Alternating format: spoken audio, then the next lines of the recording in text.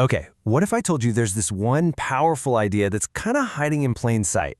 It's predicting your next text message, it's shaping financial markets, and it's even helping forecast the weather. Well, today we're diving into that exact idea, the Markov chain. So think about this for a second. How can we predict tomorrow's weather using only what's happening today? I mean, it seems almost too simple, doesn't it? Forecasting the future by just looking at the present and completely ignoring everything that came before? Well, believe it or not, there's a brilliant mathematical concept built on that exact idea. Yep, that concept is called a Markov chain, and is just like the slide says. It's this simple idea that's really behind some super complex predictions. And as we're about to see, it has some incredibly far-reaching applications. Okay, the definition itself is pretty straightforward, but the real secret, the absolute key, is in that one little phrase, depends only on the current state. You gotta let that sink in. Forget the past. A Markov chain literally does not care how we got here. The only thing that matters is where we are right now. So, to build one of these things, you really only need these three key ingredients. First up, you need states. Think of these as the possible situations you can be in, like sunny or rainy. Simple enough. Then you need transitions, which are just the moves you can make between those states. And finally, you need probabilities, the actual chance of each specific move happening. All right, so that's enough of the theory. Let's actually make this real. We're gonna build a super simple weather model right from scratch, just to see exactly how these chains work in the real world. So just to keep things super clear, our little model universe is going to be incredibly simple. Any given day can only be one of two things. It's either sunny or it's rainy. That's it. Those are our only two states.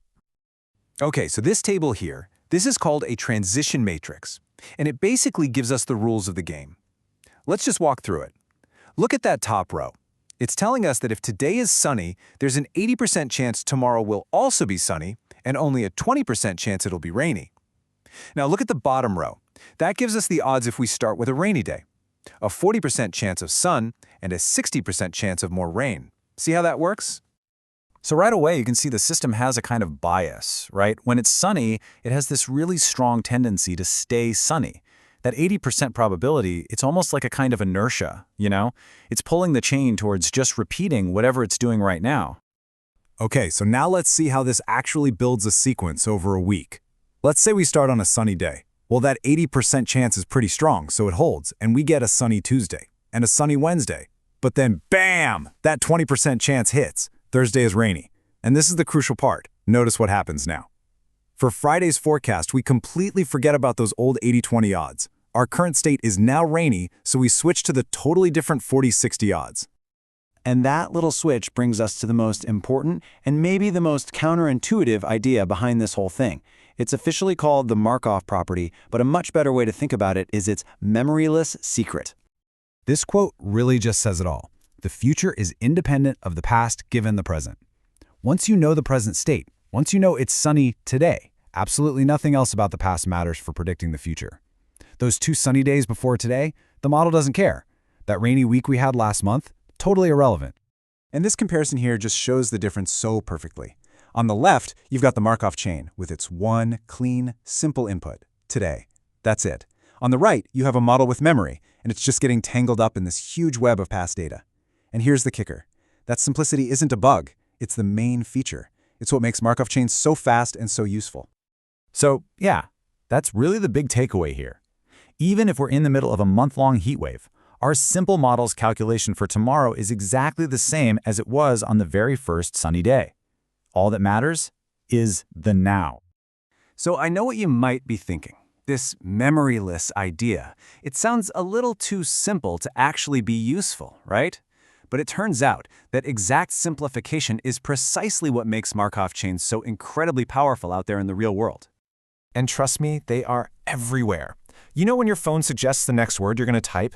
That's a Markov chain. The current state is just the word you just typed. Google's original PageRank algorithm, the thing that basically built their entire search empire, it treated your web browsing as one giant Markov chain. And as you can see, they're used to model everything from the chaos of stock prices to the building blocks of life in DNA sequences. So the key insight is this. For a ton of really complex systems, you actually don't need to model all the chaotic history. If you can just get a good handle on the probability of the immediate next step, you can pretty effectively understand the behavior of the whole system. It's an incredibly powerful way to just cut right through all the noise. And all of that brings us to our final thought. We've seen just how powerful this simplification can be. But let's be real, it is a simplification. By its very design, it throws away history. So the question I want to leave you with is this: what are the risks? What are the blind spots of modeling our world this way? What crucial information might we be ignoring when we only focus on the now?